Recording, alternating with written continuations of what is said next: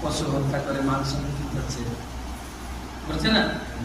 ওইরকম একটা ঘাতক কসাই এসে প্রণাম, সেই প্রণাম করছেন তাকে আশীর্বাদ দিচ্ছে, মা জীব মা মর, তুমি বেঁচেও থেকো না মরেও যাও। ই আবার কেমন আশীর্বাদ?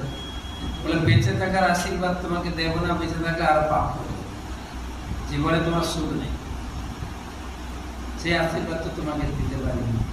আর মরতেও বলছে না, মরলে কি অসুবিধা না?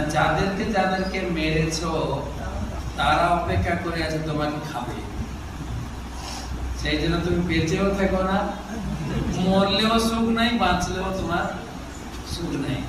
মাংস, মাংস বলে না, মাংস, মাম মানে আমাকে, স মানে তুমি, আমি তোমাকে কেটে খাচ্ছি, তুমি পরে আমাকে খেও, এই শর্ত করে লোক মাংস খায়, সেই জন্য তার নাম মাংস।